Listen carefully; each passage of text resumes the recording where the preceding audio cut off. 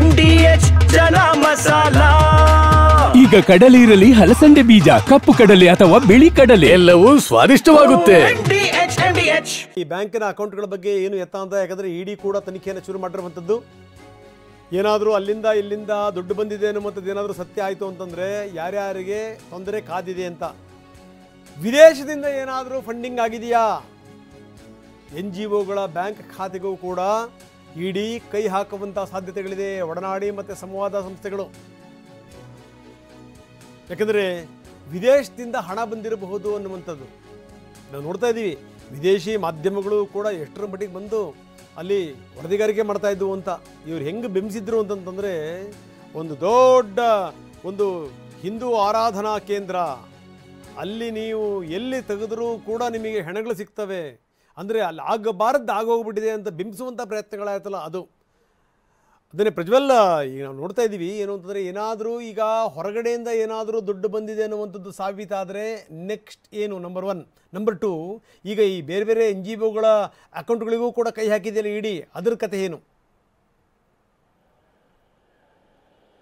ರಂಗನಾಥ್, ಎರಡು ಸಪ್ರೇಟಾಗಿ ನಡೀತಿರುವಂಥ ಎನ್ಕ್ವೈರಿಗಳು ಅಂತ ಹೇಳ್ಬೋದು. ಯಾಕಂತಂದರೆ, ಒಂದು SITಯ ಒಳಗಡೆ ಒಬ್ಬ DYSP ರ್ಯಾಂಕಿನ ಅಧಿಕಾರಿಯನ್ನು ನೇಮಕ ಮಾಡಿ ಇಡೀ SIT ಈಗಾಗಲೇ ಏನು ತನಿಖೆಯನ್ನು ಮಾಡ್ತಿದೆ, ಈ ತನಿಖೆಯ ಸಂಬಂಧವಾಗಿ ಯಾರೆಲ್ಲ ಭಾಗಿದಾರರಿದ್ದಾರೆ ಮತ್ತು ಯಾರೆಲ್ಲ ಪಾಲುದಾರರು ಇದ್ದಾರೆ, ಯಾರೆಲ್ಲ ಷಡ್ಯಂತ್ರದಲ್ಲಿ ರೂಪಿಸುವಲ್ಲಿ ಯಶಸ್ವಿಯನ್ನು ಆಗಿದ್ದೀವಿ ಅಂತ ಅಂದುಕೊಂಡಿದ್ದಾರೆ, ಇವರೆಲ್ಲರಿಗೂ ಒಂದಷ್ಟು ಫಂಡಿಂಗ್ ಆಗಿರಲೇಬೇಕು. ಈ ಒಂದು ಫಂಡಿಂಗ್ ಹೇಗೆ ಬಂತು, ಇಲ್ಲಿಯ ಹಣಕಾಸು ವ್ಯವಸ್ಥೆಗಳನ್ನು ಯಾರು ಮಾಡಿದ್ರು, ಎಲ್ಲಿಂದ ಹಣ ಬಂತು, ಯಾವ್ಯಾವ ಬ್ಯಾಂಕ್ ಅಕೌಂಟ್ಗಳನ್ನು ಯಾವ್ಯಾವ ಬ್ಯಾಂಕಿನಲ್ಲಿ ಬಳಕೆಯನ್ನು ಮಾಡಿಕೊಂಡು ಇದ್ರ ಬಗ್ಗೆ ಮಾಹಿತಿಯನ್ನು ತೆಗಿಲಿಕ್ಕೆ ಆ ಒಬ್ಬರು DYSP ಅವರಿಗೆ ನೇಮಕವನ್ನು ಮಾಡಲಾಗಿದೆ. ಅವರು ಇದಕ್ಕೋಸ್ಕರ ಬ್ಯಾಂಕ್ಗಳಿಗೆ ಲೆಟರ್ ಕರೆಸ್ಪಾಂಡೆನ್ಸ್ ಅನ್ನು ಮಾಡಿ ಅಲ್ಲಿಂದ ಮಾಹಿತಿಯನ್ನು ಪಡ್ಕೊಂಡು ತನಿಖೆಯನ್ನು ಮಾಡ್ತಿದ್ದಾರೆ. ಈ ಒಂದು ತನಿಖೆಯಲ್ಲಿ ಬೇರೆ ಕಡೆಯಿಂದ ಫಂಡಿಂಗ್ ಆಗಿದೆ ಅನ್ನೋದು ಕಂಡು ಬಂದರೆ ಮಾತ್ರ SIT ಅಧಿಕಾರಿಗಳು ಅಧಿಕೃತವಾಗಿ ಇಡಿಯ ಜೊತೆಗೆ ಪತ್ರ ವ್ಯವಹಾರವನ್ನು ಮಾಡ್ತಾರೆ, ಅಧಿಕೃತವಾಗಿ ಪತ್ರವನ್ನು ಬರೀತಾರೆ. ಆಗ ಇಡಿ ಅಧಿಕೃತವಾಗಿ ಧರ್ಮಸ್ಥಳ ಪ್ರಕರಣಕ್ಕೆ ಎಂಟ್ರಿ ಆಗುತ್ತೆ. ಇದು ಒಂದು ಕಡೆ. ಮತ್ತೆ ಇನ್ನೊಂದು ಕಡೆ ಈಗಾಗಲೇ ಕೆಲವೊಂದಷ್ಟು NGOಗಳಿಗೆ ಸಂಬಂಧಪಟ್ಟಂತಹ ಬ್ಯಾಂಕ್ ಖಾತೆಯ ಮಾಹಿತಿಗಳನ್ನು ಬ್ಯಾಂಕ್ಗಳಿಂದ ಪಡ್ಕೊಳ್ತಿದ್ದಾರೆ ಅನ್ನೋದು ಏನು ಮಾಹಿತಿ ಇದೆ.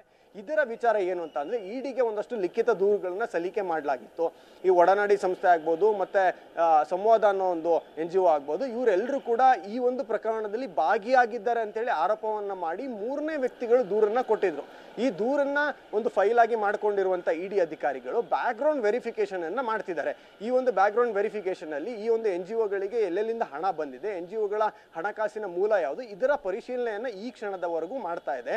ಇಲ್ಲಿ ಒಂದು ಕಡೆ ಫಾರಿನ್ ಫಂಡ್ ಬಂದಿರೋದು ರುಜುವಾತ್ ಆಗಿ, ಆ ಫಂಡ್ ನೇರವಾಗಿ ಬೇರೆ ಬೇರೆ ಮಾಧ್ಯಮಗಳ ಮೂಲಕವಾಗಿ, ಅಂದ್ರೆ ಬೇರೆ ಬೇರೆ ರೂಪಾಂತರದಲ್ಲಿ ಅದನ್ನು ರೂಪಾಂತರಗೊಳಿಸಿ ಆ ಹಣವನ್ನ ಈ ಷಡ್ಯಂತ್ರ ರೂಪಿಸಿದವರ ಕೈಗೆ ತಲುಪಿಸಿದ್ದಾರೆ ಅನ್ನೋದ್ರ ಬಗ್ಗೆ ಎವಿಡೆನ್ಸ್ ಸಿಕ್ಕಿದ್ರೆ ಇಡಿ ಅವರು ಇದೇ ಕೇಸ್ನಲ್ಲಿ ಅಧಿಕೃತವಾಗಿ ಸ್ವಯಂ ಆಗಿ ಎಂಟ್ರಿಯನ್ನ ಪಡ್ಕೊಳ್ತಾರೆ. ಅಂದ್ರೆ ಇಡಿಗೆ ಯಾರು ಕೂಡ ಕೇಸನ್ನು ಹಸ್ತಾಂತರ ಮಾಡೋ ಅವಶ್ಯಕತೆನೇ ಇಲ್ಲ.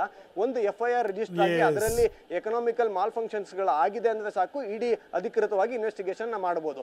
ಇದುವರೆಗೆ ಇಡಿ ಅಧಿಕೃತವಾಗಿ ಕೇಸನ್ನ ದಾಖಲು ಮಾಡ್ಕೊಂಡು ಎನ್ಕ್ವೈರಿ ಮಾಡ್ತಾ ಇಲ್ಲ, ಆದ್ರೆ ಅಂದ್ರೆ ಇನ್ವೆಸ್ಟಿಗೇಷನ್ ಮಾಡ್ತಾ ಇಲ್ಲ. ಬಟ್ ಎನ್ಕ್ವೈರಿ ಅಂತೂ ಶುರು ಮಾಡ್ಕೊಂಡಿದ್ದಾರೆ. ಓಕೆ, ಧನ್ಯವಾದ ತಮ್ಮೆಲ್ಲ ಮಾಹಿತಿಗೆ. ವಾಹ್, ಯಾಕೆ ಈಗ ಬಂತ ಸ್ವಾದ? ಖಂಡಿತ ಈಗ ಬಂತು ಅಸಲಿ ಸ್ವಾದ. MDH chunky chaat masala life ಅಲ್ಲಿ ಅಸಲಿ ಸ್ವಾದ ತರುತ್ತೆ. ಅಸಲಿ ಮಸಾಲ, ಎಸ್ ಎಸ್ MDH.